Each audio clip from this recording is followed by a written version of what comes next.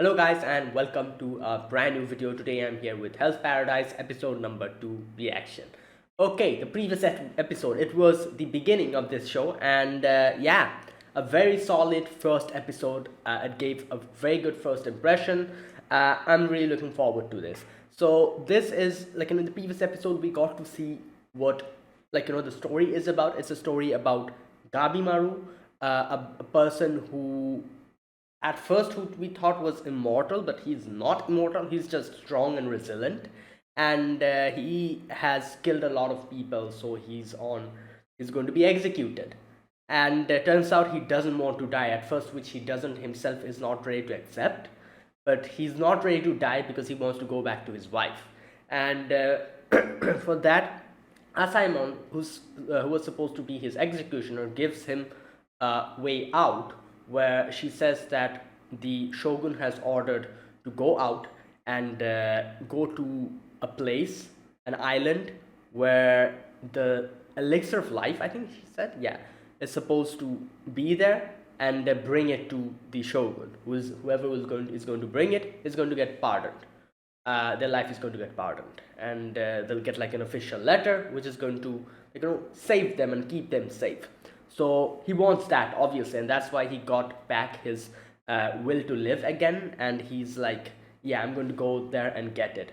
So we begin the journey of Asaemon and Gabimaru, and to that place. However, before that, I think they're going to make some other like stops to gather the other people. I'm guessing because a few other people from who are also supposed to be executed or killed, they're also supposed to join them, criminals.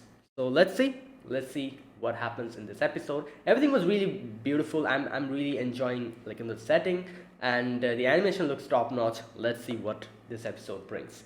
All right, episode number 2. Let us begin. I'll be putting the subtitles and the timer here. Sync it to whichever is a preference, and let's get started. All right, here's the countdown. 3, 2, 1, go.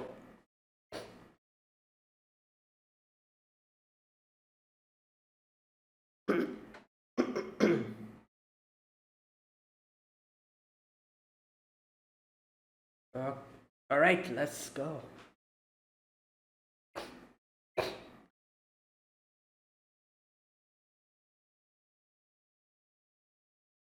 While telling a story.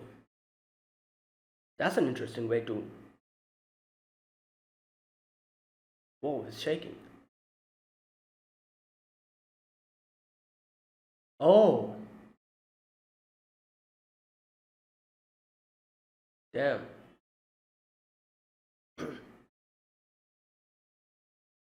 Oh, but I feel like he won't be able to. Oh no, he did. Okay.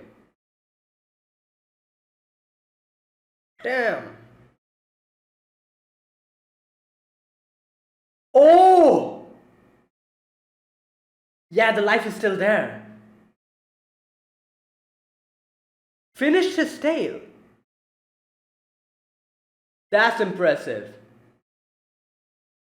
Painless and yeah.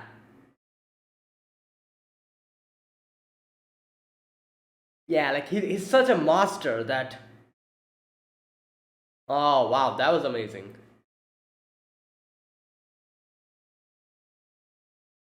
And she's trying to be like his father, just like him.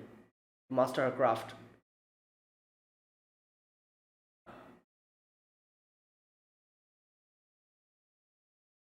She's not content with it.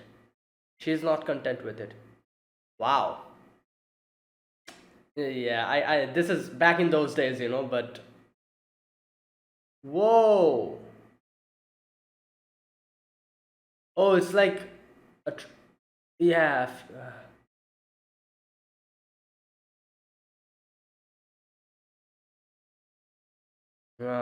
True. I was just talking about this in the previous episode that executioners are supposed to be someone who kills swiftly that the person doesn't even feel pain. That's a master executioner. I've learned this from Gintama, so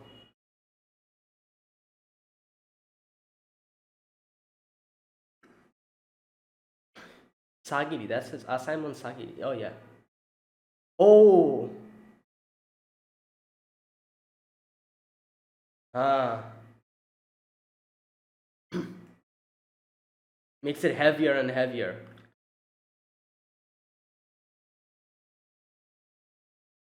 Hmm,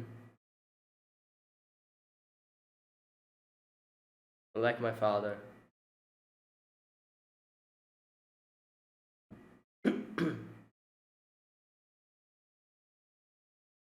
Oh, this is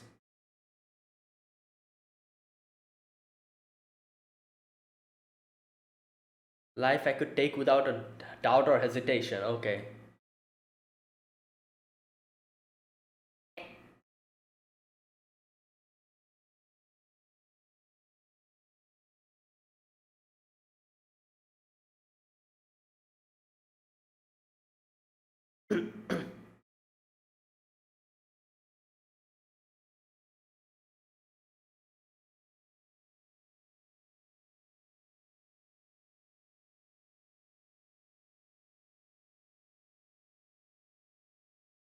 I love how this opening is visually presented.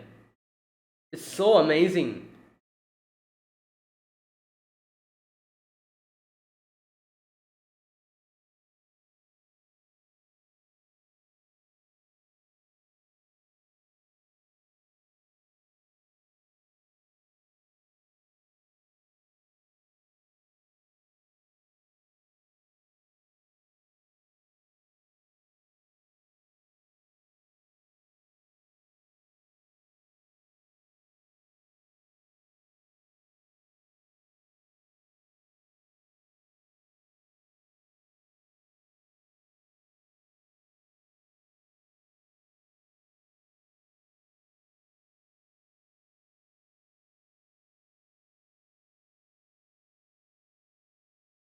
Okay, let's screening and choosing.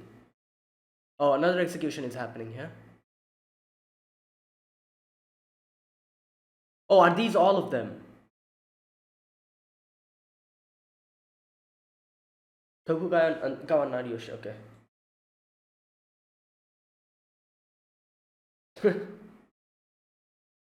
Um, what's the Shogun?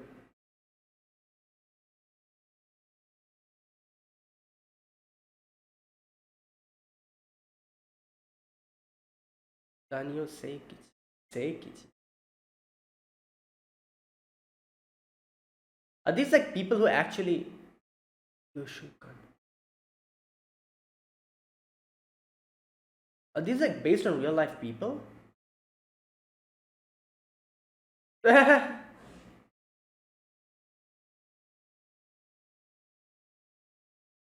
Shinsenkyo.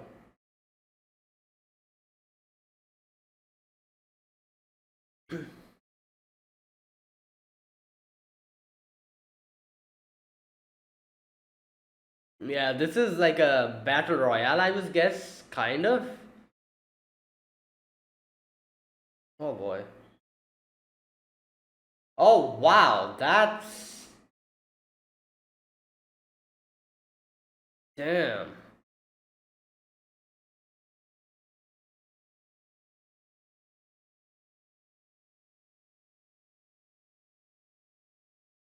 Hmm.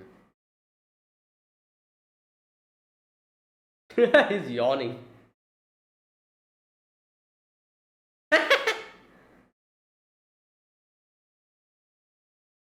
Who the? Hey yo, are you supposed to do that?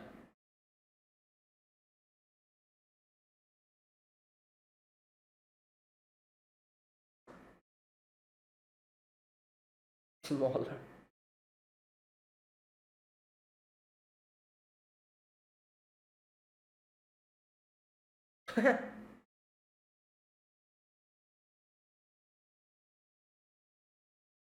Hmm.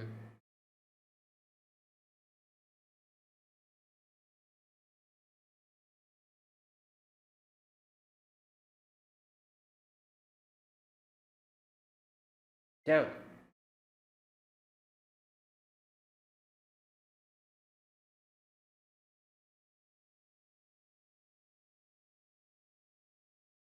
It's like a bunch of kids, in front of the principal.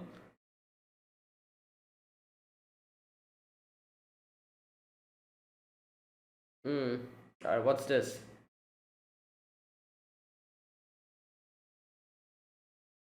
Oh, the dead body. Damn. Sergeant. Returned alive. Oh wait, he's alive? Damn. Oh.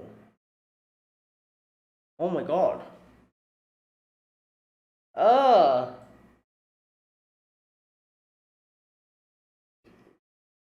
Is he still alive? Oh my god, he's still alive. He became a tree.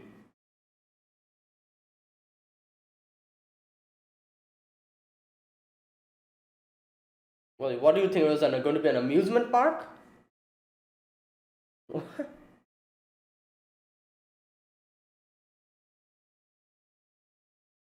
The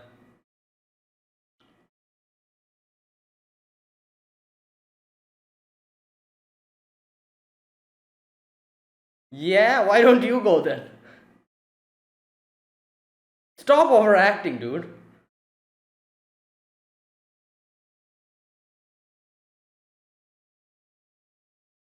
True? Like, what about that? Yeah, good question.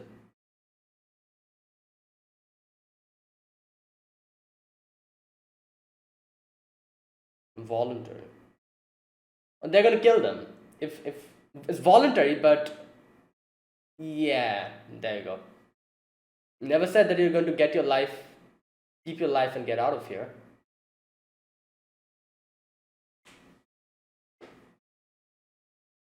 Monitors. Oh, like the executioners.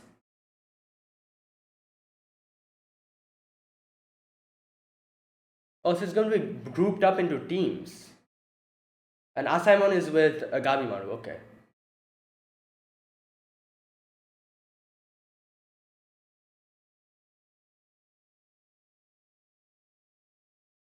Yamada.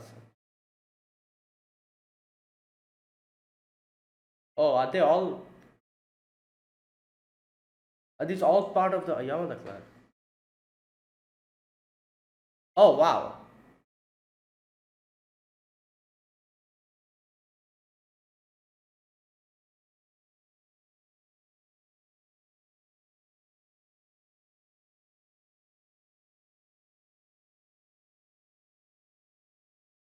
Hmm.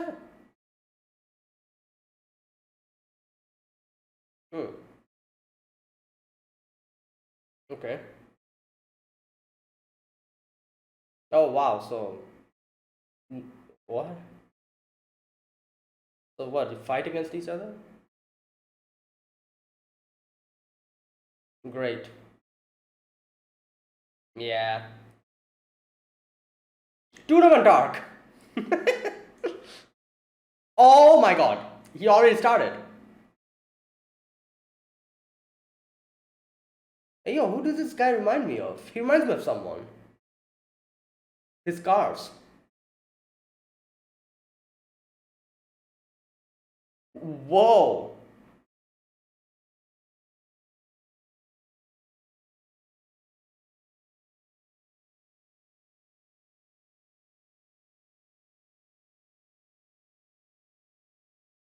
Ah. Well, I'm pretty sure no one can kill Gabimaru. Like, he's way too tough. Damn.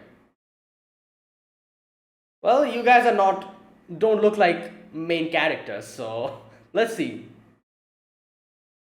Let's see who are like the main supporting cast.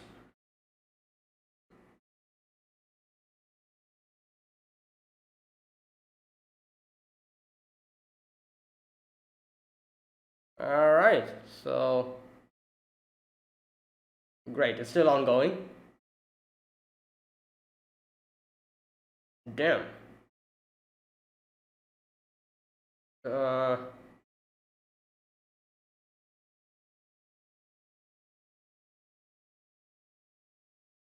Yeah. This Soul Man is having too much fun.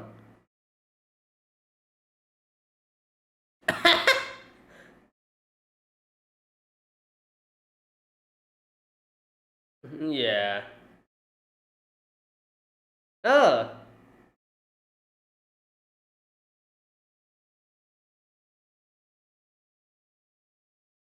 red seals. Ah, yeah, obviously Gabimaru's there.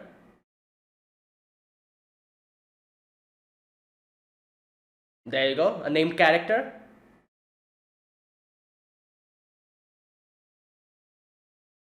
Mountains of Io. Ah, Savia Castle. Oh, she's also a kunoichi. She's also a ninja.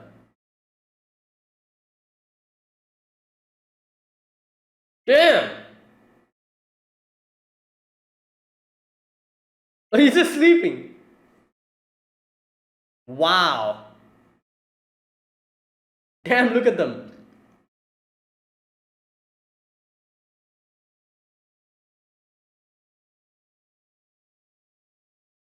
Yeah, let's see what he's doing. I think he's not doing anything, he's just sitting down. Yeah, no one's coming for him, so.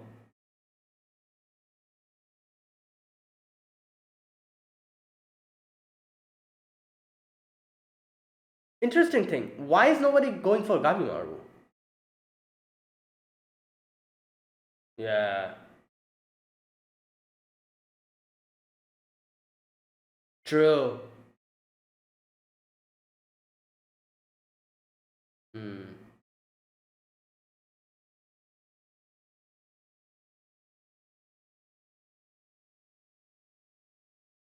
Hmm.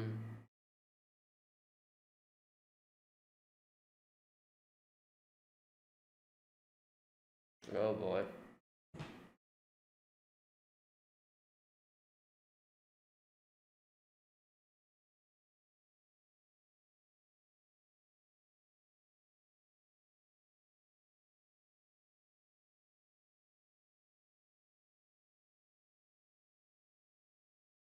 Oh.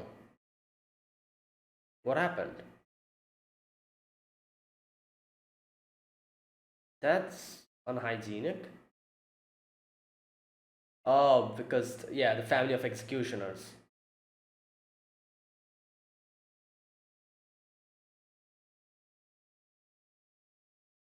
We will be in contact. Hmm.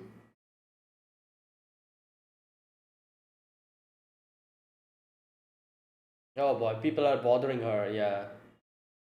Because of family circumstances.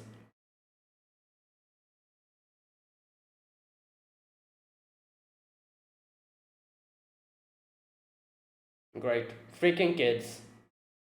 Typical kids.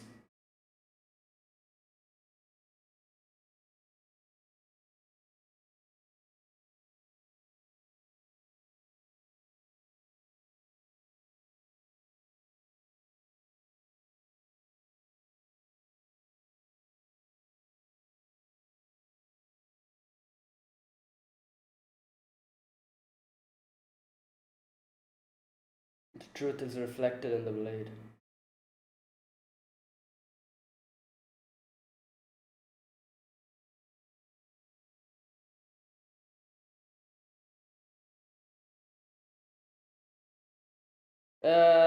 Great. Yeah, she'll be like, let me handle this.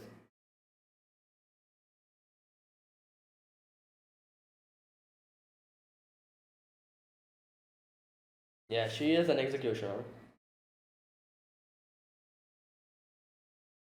Oh, she did fight back. Okay.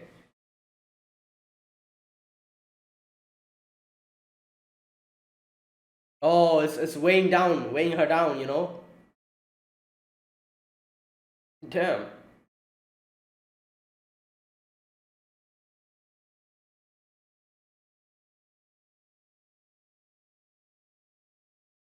Still weighs him down, weighs her down.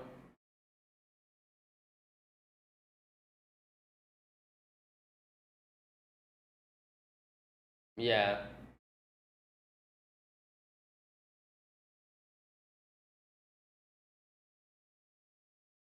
Oh damn, he just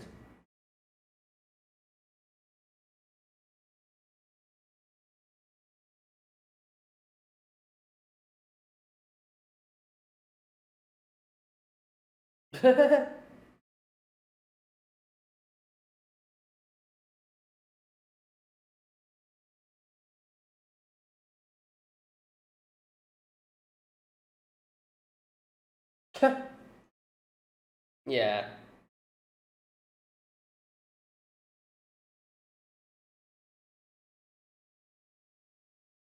You stupid? This is Maru you're talking about. You think you can kill him like that? Nah, there are a few of them who does. There you go.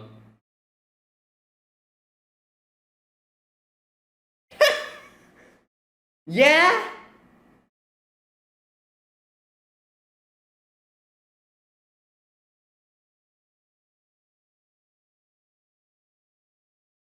Or is he going?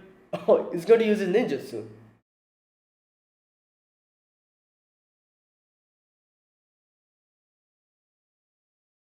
Well, if you try to kill him, obviously he has to defend himself. Like, what are you talking about?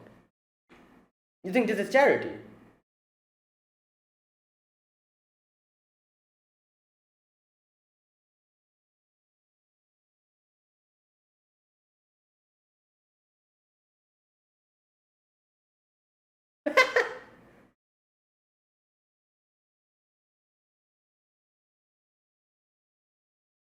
I wonder how he's going to. Damn. Okay, I guess like that. Ooh.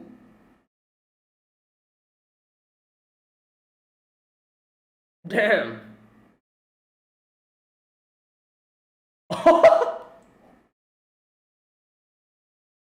Damn. Yeah, he's using his mouth like that. Oh my god.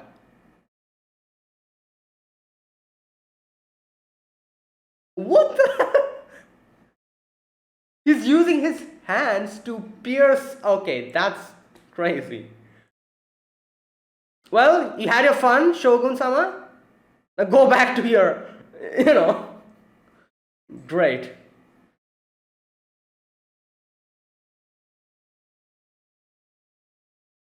These guys were too cocky, just sitting there, like, like acting like the pompous little brats they are.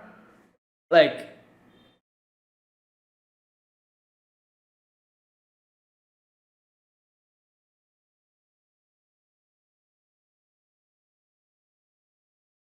hmm.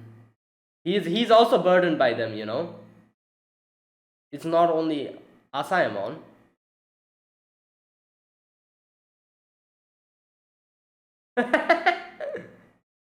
True, true. But to accept it, yeah. She was just thinking that, oh, it needs to be pretty. But no, that's not the point here.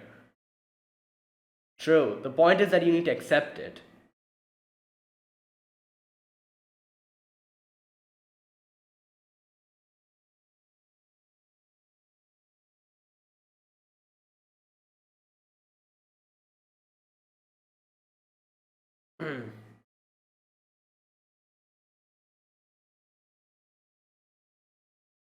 Bandit King, Aza Chove, Gantetsukai, Urugai. Damn.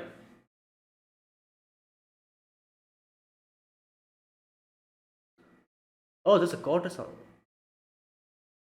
Yusuriha.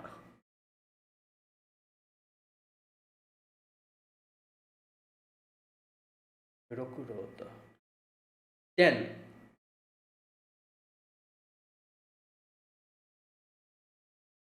Ah. Oh, so Simon is like a name of a rank. Okay, I think. And the name. Okay, okay, okay.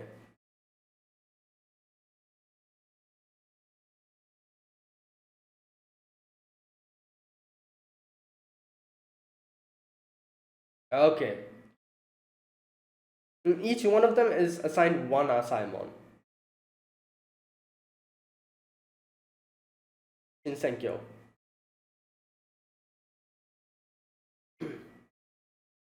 Yeah, there's no danger. We'll see.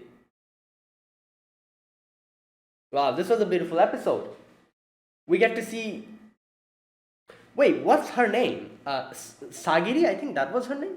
Like I was calling her Asaemon, but from this episode I could gather that it's not that her name is Asaemon or her family name is Asaemon. Asaemon is like a rank, I think. Rank. So, and her name is I think Sagiri, something like that. I need to check it out.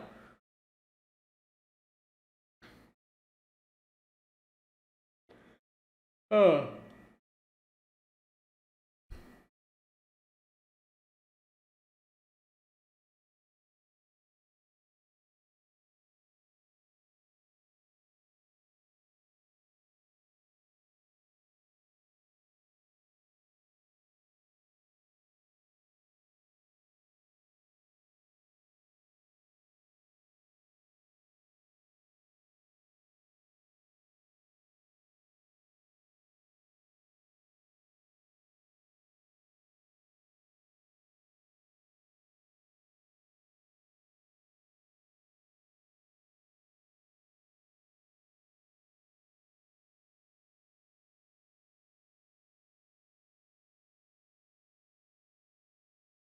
Okay, is that it? Yeah.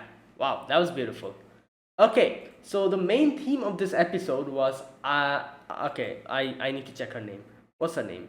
I think it was Sagiri or something. Let me just check Sagiri. Uh yeah, Yamada Asaemon Sagiri. Yeah, so correct me if I'm wrong. Asaemon is actually like a name of the post. I think so. Yamada is their family name, and Sagiri is her actual name. So her name is Sagiri Yamada, while Asaemon is like a title or like a rank, which is kind of like just added to the final part of her name.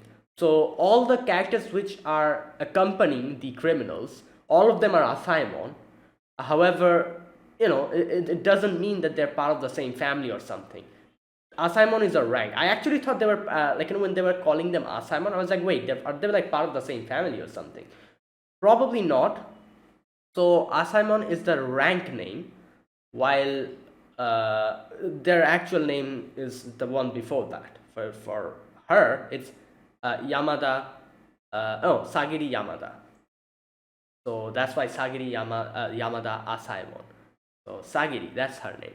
All right. So Sagiri, yeah, as I was saying, this episode, its main theme is Sagiri, accepting the burden that the burden of killing people, or accepting the fact that she has to carry that burden, that thing. This was that was like the main central theme here, which was said in a very beautiful, kind of showed in a very beautiful way, where we get to see her struggling from the beginning, her struggling and thinking about how her dad beheaded everyone with such beauty and grace that it was so smooth and so beautiful and such a clean cut that the person who was narrating the story head fell down. He still narrated the story and even bowed a little bit even after being beheaded.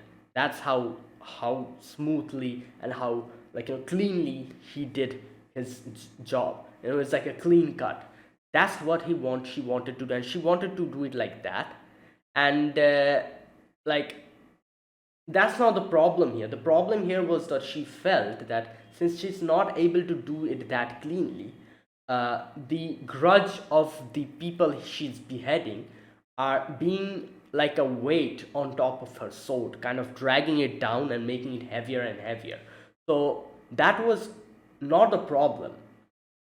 Like she equated her being unable to do it as cleanly as as her father. She equated that into thinking that, oh, since I'm not as good as my father, my blade is being weighed down, and she felt more burdened and burdened. But that was not the case. She felt more burdened because she wasn't ready to accept that burden. She was equating her her failure to do it as cleanly as her dad, she was equating that to the burden, which was not the case. The burden was basically increasing because she was not accepting the burden. As soon as she accepted the burden will go down. It won't burden her sword anymore. She needs to accept the fact that she is taking lives, and that is the thing. That is the main thing that she was able to understand from here, because as she said, in front of a sword, a person's true nature comes out. She that they kind of symbolically showed that section to us, where she looked at her sword and looked at Gabimaru and saw that Gabimaru is also being burdened by so many people, like so many like monstrous looking dead bodies kind of dragging him down as well. But he's doing everything normally. He's not being burdened. Why? Because he has accepted the burden, unlike her. So he's not feeling burdened because he has accepted it. And she realized that after seeing him like that, and she realized that the only thing that could reduce her burden is her accepting it, and accepting the fact that she is killing people and staining her hands with blood. That was the main theme, or the main thing that this episode wanted to tell us and tell Sagiri as well. And Sagiri was able to understand that by the end of this episode, which was done in a very beautiful manner. I liked it. All right, let's talk about this episode step by step. In the beginning, we get to see not Asaimon, sorry, I kept calling her Asaimon. Sagiri telling the story of her father. Now, I think I just said this in the previous episode, is that, like, obviously, I've heard this from Gintama. I don't know anything other than that. Like, there was a certain arc in Gintama which kind of had a lot of things to do with executioners. And there, as far as I can remember, they said that an executioner should be highly skilled. They should be so skilled that an executioner's blade should cut smoothly and swiftly and so quickly that the person who is being executed shouldn't even feel an ounce of pain. That type of thing. And that shows how master of a executioner someone is. And the more smoothly they'll be able to do this, the more of a master they are. And that kind of was showed over here as well, where Sagiri was narrating her father's story, where she said that I was there in front of in the execution, the place where they're going to execute the certain criminal. The criminal was a storyteller, and the storyteller had a final request of telling a story while being executed, and he was narrating his story. Her father executed him, and even after execution, even after his head fell down, he kept narrating the story, and in the end, he didn't even realize that he has been cut, and in the end, he even bowed a little bit. Yeah, here we go. Even after he was beheaded, the storyteller finished his tale. Yeah, he didn't even realize he had been beheaded. It was a perfect bow, painless and devoid of emotion. Painless and devoid of emotion. Okay, so she, after seeing that, she decided to kind of do it and duplicate it, as according to her words. She wanted to duplicate the same way of beheading, and she tried multiple times doing it. We get to see the next scene where she tries, she beheads someone, and everyone else was like, oh, that's amazing, you did so wonderfully. But she was not happy by it. She saw that it wasn't as clean as her father, and she saw the ghost or the phantom of the person who she beheaded clinging to her and dragging her down, clinging to her sword, burdening her sword, and her sword started to become heavier and heavier. And the more heavier it got by that burden, the more she had difficulty beheading or using her sword, because it's being weighed by his her being unable to accept the fact that she did this. So at that point, she equated that with, oh, I'm not a good enough I'm not a master enough to do it as cleanly as my dad. She equated that with this. However, that was definitely not the case, as we get to see in the end. Either way, she, as the more and more she got burdened, the more and more she, thought that I need to do this. I need to, replicate my father's way of beheading. I need to do as beautifully and as swiftly devoid of emotion like my father did. Otherwise, my soul is going to get heavier and heavier, and this is going to continue. And in the end, we get to see her kind of thinking in, standing in front of Gabimaru and putting, that paper with the blindfold thing on him, and telling that if it were a life I could take without a doubt or hesitation, will I be able to do it? This part. So interesting thing that she says here, like, she thinks that, oh, why am I getting burdened? If it was a life that was, okay, just a minute. Yeah, if it was a life that I could take without doubt or hesitation, would it reduce my burden? Is it because I have that doubt and hesitation that my soul is getting burdened the more I execute people? She thought that might be the reason. And that's how she kind of thought that, oh, maybe if it's like heinous criminals who don't have any kind of, who actually deserve to die, maybe I will be able to take their lives without any doubt or hesitation. But it's so interesting, in the end, Gabimaru kind of just tells her that the way you're thinking about this is completely wrong. You're thinking that I'm going to take a life and it's not going to burden me. I'll be able to do it without doubt or hesitation. No, it is natural to feel doubt or hesitation while doing something as crazy as taking someone's life. This is natural. The fact that you're trying to bypass that and thinking that, oh, if I become as good as my father, this thing will not happen, is a very wrong way of approaching this. What do you need to do here to get out of your burden is to accept it. Accept that, yeah, I took a life, and accept that doubt or hesitation. The more you are trying not to accept that doubt or hesitation, the more you're getting burdened. As soon as you accept that doubt or hesitation, as soon as you accept that I'm taking a life, I should be feeling like this. I should be uncomfortable doing this. As soon as you do that, that's going to take out your burden. That's what Gabimaru kind of showed in the end, which Sagiru realized, and that kind of opened her eyes. And yeah, that's true. That's completely true. Obviously, we got to see in the final section that there are definitely people who don't feel any doubt or hesitation. Those are just monsters, or those are people who are cruel and who doesn't have any humanity in them, left in them. That type of people they are. They don't feel any doubt or hesitation doing that. They're monsters. However, that is something that is making, that not feeling doubt and hesitation is something that makes people like that. So definitely Sagiri, at least here, her feeling doubt and hesitation shows that she's not a monster. She's a genuine human being, and she also feels these kind of things.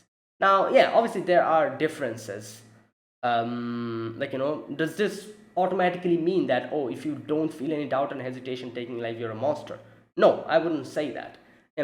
There's another thing that happens the more you are into these type of profession, that is called desensitizing, I think, where you get kind of desensitized into these type of situations. For example, I'm going to take a guess. Her dad probably doesn't feel any type of doubt or hesitation taking a life, because he got used to that. He got desensitized to people dying in front of him and him taking lives. That's a different thing, But if you start into something like this heavy of a job, if you start into it and you don't feel any type of doubt or hesitation doing it, then something is wrong with you. From the beginning, if you don't have any type of problem doing this, then something is wrong with you. Yeah, if you keep doing this for, I don't know, like 1 or 2 decades, then if you stop feeling doubt or hesitation, yeah, that's normal. You're just being desensitized by it. But what Sagiri is doing here is she just got into this. So her feeling doubt and hesitation is pretty normal here. So that's the thing. So yeah, that's how I see this. Anyways, And okay, so that was the first part, like Sagiri was thinking of all of that. And then we are in this middle of the a field or whatever that is, with some cartons, and the how many, like a few, like like 10 to 20 criminals, not 10, more than 10, yeah, like how many of them, like at least 30 of the criminals were there, and they were sitting with the blindfold thing on them, and all the assignment executioners are also there, the shogun is there, and all the officials are also there, and they're like kind of reading them the terms and conditions and all that.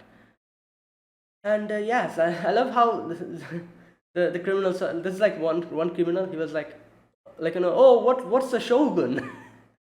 I'm like, good God, this guy doesn't even know what a shogun is. Yeah, it makes sense, obviously, because I doubt he probably is not in any contact with these type of situations. So I doubt he knew of these type of, like he probably did, like committed some crime, and didn't even think that he will have to face something like this. Poor people. But I guess, yeah, they are criminals, so yeah, either way they would have died by the end of it. So yeah. Anyways, in the end, we see, not in the end, sorry. After that, we see them kind of talking to them about the different terms and conditions, what they're supposed to do, and they kind of say here, you will travel to Shinsenkyo and return with the immortality granting elixir of life. Yeah. Whoever completes his task shall receive an official pardon. Now, at first, oh, he also shows a certificate, and everyone at first were like, "Oh, that's good. That's kind of nice, isn't it?" And there's like this one guy who was like, "Oh, I could go on a killing spree again, haha." Like just, and looking at him, Sagiri is like, if I kill someone like this, who is truly evil, will I actually be free of doubt and hesitation, and will the burden lessen? And then she looks at Gabimaru and sees that he's just yawning, and she's like, oh my God, like is this actually, like his confidence, or is he a fool? And then there's this lady behind him, Gabimaru, who suddenly talks. She says, you're pretty famous in our line of work. Okay, so she says, I'm disappointed you're small, this and that she's talking about. In the end, we do get to know she's actually Kunoichi. So she's also kind of a ninja, I'm guessing. Like, yeah, like male ninja, I think shinobi, and female ninja, I think they call them Kunoichi, doesn't they? Yeah. So she's also a ninja, I think. Anyways. Alright, so after that, we see her thinking about Gabimaru and thinking like, oh, what about him? What does he feel? What type of truth will he show in front of a sword? And she takes out her sword from her sheath and sees a reflection where I don't really understand what that insinuated, that part, what that symbolized, but it showed how Gabimaru's face was like completely just. I think she was still being burdened by the guilt of killing people. That was probably what it was showing. And even if she kills Gabimaru, she'd feel the same. Anyways, yeah, so we resume that the officials are talking about that place. They're like, oh, it is like paradise, this and that. But the criminals, they are getting like restless. They're like, I've heard about this. What the hell? And the officials are like, take off your masks. And then the officials bring this one man, the officer or the sergeant, whatever, who they sent over there. And this guy, he's still alive, and there's like hibiscus growing from his body, like plants, trees, and this guy's actually alive. Like his left eye has become wood, while his right eye, like two hibiscus are growing from there. So yeah, and then we get a little flashback where they kind of tell us how this guy, like came back like this, and these things started blooming from him from the next day onwards. and he's still alive. Is just completely crazy, and nobody knows what happened in the island. So everyone's, and a lot of the criminals, they're like, oh my god, nobody said that this would be this dangerous. Like, no, we don't want to do this. And this one dude, was the official. He's like, oh, like this type of things is so wasted on you. Like, you should be crying in happiness. And I'm like, dude, stop overacting. Like, like, like, what are you doing? You're embarrassing yourself. Don't cry like that. Like,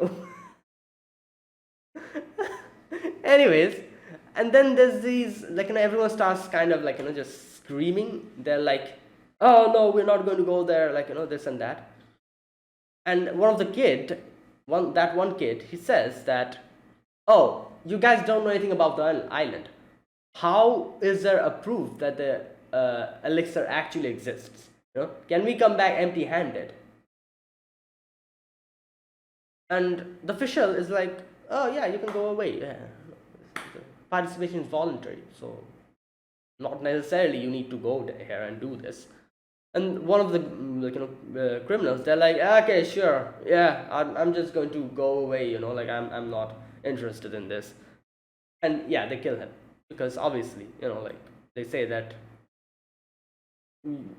this is a choice you have, but the only other choice is you die, because they are supposed to be executed. So yeah, I guess fair enough. So there you go. So like this obviously showed that, yeah, it is voluntary, but like you have two options. But the other option is just dying, so I guess it's kind of like one option. So yeah, everyone realized what's going on. So they don't stop that here. They say that, just a minute, okay, this part. Oh, they kind of say that you guys are going to be paired up with one assignment person, and so you'll be guarded, you'll be monitored in the island. You'll be always like accompanying this one person, and they kind of tell the rules and regulations as well. Okay, the Yamada assignment will accompany you as your murder. Oh wait, no, all of them are actually Yamada. Oh, so okay, it is the whole family. So I'm guessing these are all part of the same clan, the Yamada clan. And Asaemon is the title of the rank, but Yamada is the name of their clan or their family, whatever you call it. So all of these executions, they're part of the same clan or same family. Okay. So okay, don't get any funny ideas. They're from the Yamada clan. There you go. Turn against them and you will end up like him. Naturally, if a monitor dies, and here we get some more terms and conditions. If a monitor dies, whether by accident or homicide, you'll be beheaded. So interesting thing. So basically, you also need to keep your monitor alive. If a monitor, if like not necessarily you kill the monitor, if the monitor dies for some other cause, maybe maybe like something in the island kills them, you're gone.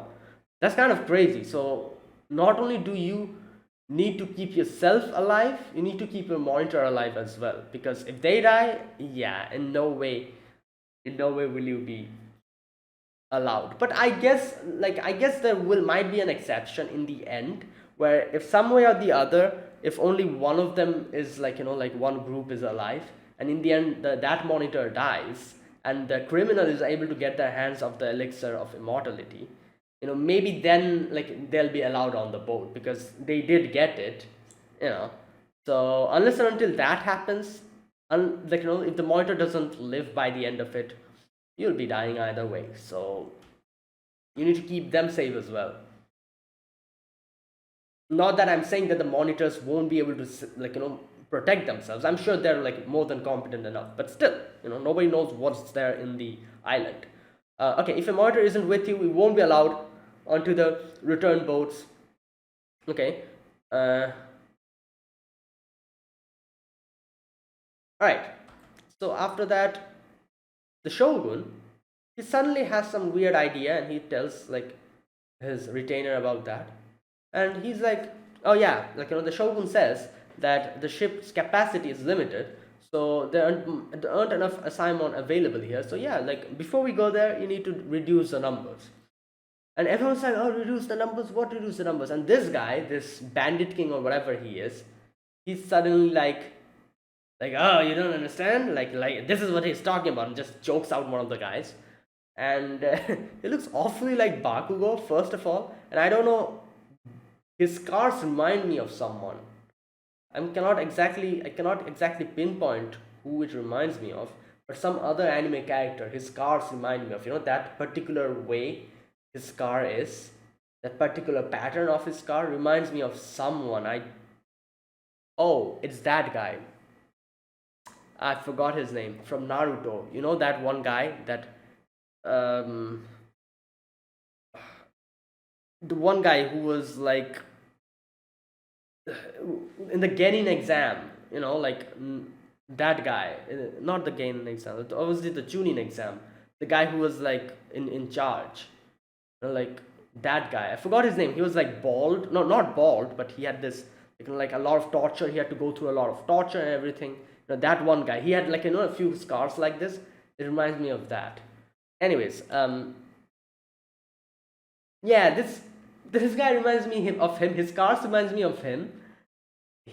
His face reminds me of Bakugo and Oshino Meme from Monogatari. He's like a weird mixture of all of them.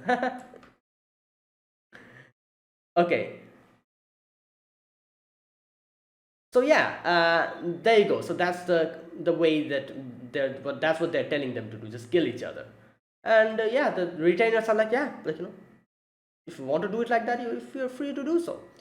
And there you go. They start like killing each other, attacking each other, and Gabimaru is just sitting down, and this is continuing. Like this whole slaughter fest is continuing, and the shogun is getting a bit too excited. Like as if he's playing a video game or something. Like he's like, this is so fun. Like, I always wanted to see this thing. I like how one of his retainers is like, you stupid shogun, what point is there in doing all of this? They can't fight properly with their hands tied. There's a brawl, a chaotic free for all. Yeah, in the end, they'll all be useless. Except the ones who have the red seals. So there you go. The ones who are like special people. And the shogun is like, oh, who are the ones who have the red seals? And they're like, oh, there's a few of them who have like stuff like superpower kind of things, so they might be the ones who survive this. Okay, they have been stamped with red seals in the registry. That man is one of them. That one guy, the one who choked that other guy. Despite his young age, he led a group of bandits. He's an extraordinary fellow who established the bandit village deep in the mountains of Iyo. Alright, Iyo, I think I've heard the name before. Iyo. Yeah, I've heard the name of this place before, but I don't exactly remember where. In some other anime, probably. Okay. Alright, then there's that other girl who was talking to Gabimaru. Last year, that woman was involved in the invasion of the Sagiwa castle. Okay, so she is a kunoichi who neutralized every last retainer in the castle. So yeah, a ninja. Okay, then the next one is this one guy. He's a master swordsman known as the Blade Dragon, or unparalleled in 8 provinces. This guy reminds me of like, I don't know, like this guy reminds me of like some character from like the manga, the show Kingdom. I haven't read it or like watched it, but I've seen a few like character designs and characters from that show. This guy often reminds me of that type of like like a person who would be in that type of a manga or that type of a story. Like in like a like I don't know, that type of thing. All right. The next character, he's massive fellow said to eat bears head first. My god. They say neither swords nor spears were effective against him. Yeah, and the shogun's getting too excited. He's like, oh, it's like Warring States picture scroll. And then they talk about Gabimaru, and they're like, wait a minute, Gabimaru's not even moving. And all right, while all of this is happening, this person, what's his name? He comes and he's like, he says like, oh, feeling overwhelmed, Sagiri. Aizen, that's his name. And he's like, oh, like this is barely the start. There's more is going to happen in the on the island. And he says that you're not actually ready for this. So like think about it. And obviously, like it's back on the days again. The whole thing with the gender, he's like the daughter of a warrior should remain quietly in their mansion and should not involve herself in these type of things. The typical, so here we can see Sagiri kind of recollects a few things where she says like she has always been in contact with these type of things because their family is like this.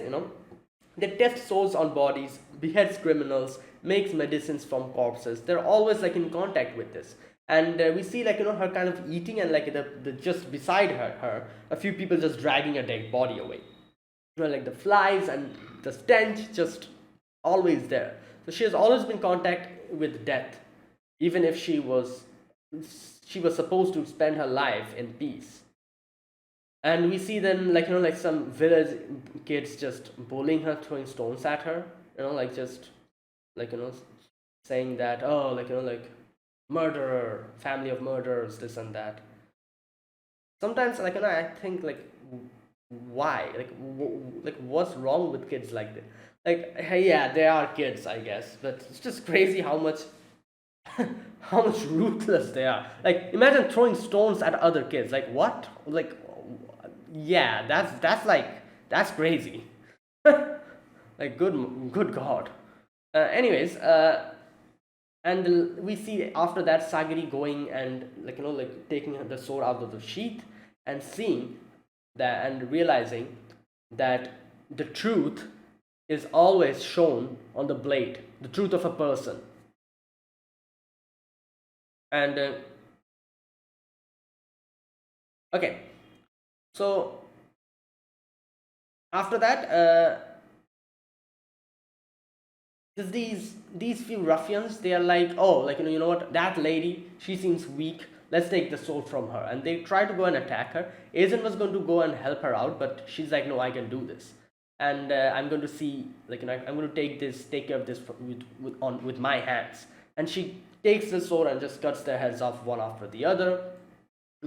And yeah, but the burden is still there. It's still dragging her down, the burden. And she's like, why? Like she's like, why is this happening? Why am I still being burdened by all of this?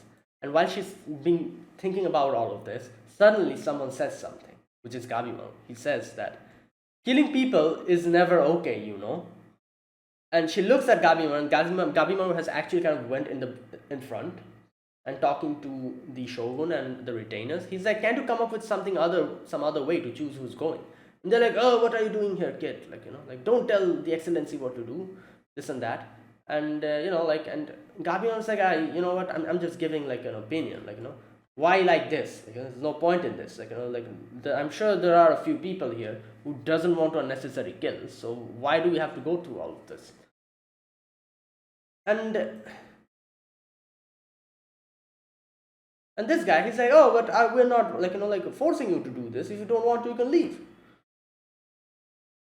And Gabimaru's like, oh my god, like just you're not listening. And then this guy, he's like, hey you, one of the other guys, he's like, oh, if you can kill him, we're taking you, guaranteed.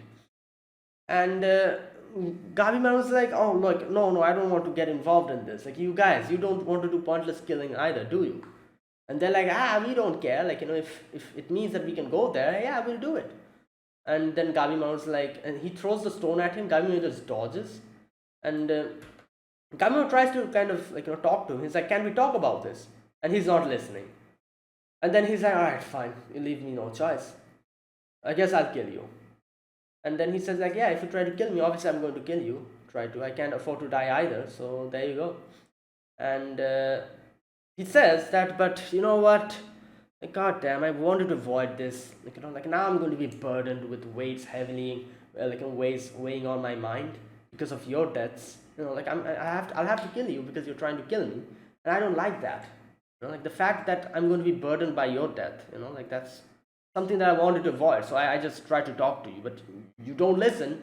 In fact, you're trying to come at me, and he kind of shows his regret at that, obviously, which obviously all of this Sagiri is listening to. Sagiri is listening to all of these, and yeah, then he starts killing. He starts just uses his hands to just pierce his stomach, and then gets out a chunk of his throat, this and that, without his hands untied. He does all of this. It's like crazy in crazy fast speed. Everyone starts targeting him, and he just keeps doing this one after the other. And I love how even the shogun got terrified. He's like, oh, what is this? And the retainers also got a little bit terrified. They're like, oh my god, so this is Gabimaru the Hollow. I just love the fact this is the the state of the people the shogun and their retainers. They're so freaking cocky. They think that they are so much better than everyone. You can see the difference between their attitude and the executioner's attitude. The executioners who are always killing people and always coming in in contact with life and death. They're so much more calmer and so much more professional. Obviously they're not trying to rile anyone up. They're not being cocky. They're just calm and cool. Yeah, you have to kill someone, they're killing someone, and they're just, it's like a professional job they're doing. While these few clowns in front of the shogun and his his bodyguards, they're acting as if they're so self-important. Makes sense. He is supposed to be the shogun. And yeah, his retainers are also supposed to be as cocky as him, because they probably think that they are some kind of very important person in the whole world just because they serve the shogun. So yeah, they're so without touch to reality that they were acting so cocky. And as soon as they see Gabimaru doing all of this, they're like, oh my god, got slapped in their face by what reality is. What type of people you're dealing with. These people here, they're all criminals. If these executioners from the Yamada Asaemon family weren't here, they would have eaten you alive. All of them, all of the criminals would have eaten them alive if the executioners were not there. Because the executioners are there and because they're keeping an eye on them, they are actually keeping quiet. So yeah, it's, I loved seeing that part where they got fearful in the end. And before that they were acting like such self-righteous, cocky, in such an attitude. Either way, in the end, Gabimaru says, okay, there you go. I'm going to be burdened with weighing heavily on my mind. And Sagiri opens her sword and looks at it and sees Gabimaru in the sheath, and in the sword's reflection, and sees he's also burdened by all the people he has killed. Way more than Sagiri. Sagiri is a little bit, in the lower part, and just up until her torso. A few hands are trying to drag her down. Gabimaru is completely enveloped by it. His face, everything, just everyone dragging him down. And she sees that, and she realizes the truth, that it's not that he's not being burdened, he's also being burdened by it. But he has accepted it. And then Gabimaru comes forward after killing everyone. He says would you approve if I'm... No, wait, what? Oh yeah, he says oh no, the other guy says what a brutal way to kill. And he says, would you approve if I made it pretty instead? Obviously, Sagiri realizing that it's true. It doesn't matter if I make the cut beautiful, clean, or I am taking a life. I need to accept that fact first and foremost. And then comes the fact whether I'm doing it properly or not. First I need to accept it. Then comes the fact whether I'm doing it cleanly or not. And she says, is it possible that what I needed wasn't the strength not to fear killing, uh, but the resolve to take on the burden of that fear and the lives I took? There you go. The resolve to take that in. And she starts crying. And Echizen is like, oh, are you okay? And she's like, yeah. And he's like, oh, is it too much of a responsibility for you? And she's like, no, it's fine. I'm going to take care of this. Either way, later on, the Shogun and the retainers are like, all right, there you go. Like, you guys are the final 10. So, first one, Asa Chobe, the Bandit King. That guy. That's number one. Number two, Tamiya Gantetsukai, the sword, the sword dragon or something? Twisted Keiyu, the 100 of 1 hunter. Nurugai of Sanka, 4. Orubu, the killing prayer. Runaway Shinobu Gamimaru, the hollow. Akaginu, the cannibal courtesan. What? Okay, that's a very interesting title. And Kunoichi Yuzuriha of Keishu. Okay. Moro Makia, the apostate. Rokurota, the giant of Bizen. Yeah, there you go. These are the 10. And everyone will be accompanied by an Asaemon executioner of the Yamada clan. And there you go. That's it. And they'll be boarding a ship and going to paradise. And we see them on the boat. Everyone, like all of them assigned one of the Asaemon. And yeah, if you're able to do it, you'll gain your freedom. And we see them reaching the island. And yeah, and they're like, oh, this is paradise you're going to. There's no danger. Yeah, right. That's where it ended. So there you go. That was a really good episode. I really enjoyed it. Especially the whole, that part where they kind of explained what Sagiri's, her way of looking at it was different. Obviously the fact that she's not able to do it as cleanly as her dad, it is a fact. It is true. However, first and foremost, she needs to actually accept the burden and the fear that she's doing this, that she's taking her life. She needs to accept that. And then, then other stuff. But first and foremost, she needs to do that. Otherwise, it's going to keep burdening her and her sword. And the way that Gabimaru kind of showed that to her was really beautiful. And the way he got through to her. And so there you go. That is it. That is my reaction to episode number 2 of Jigokuraku, or Hell's Paradise. So yeah, if you guys enjoyed this video, be sure to press the like button and subscribe if you're new to the channel, or you haven't subscribed. Comment down below anything you want to say, anything you want to let me know. I'll check them out. That is it, guys. Thank you for watching, and I'll see you guys next week with another episode of Jigokuraku. Until then, goodbye and have a nice day.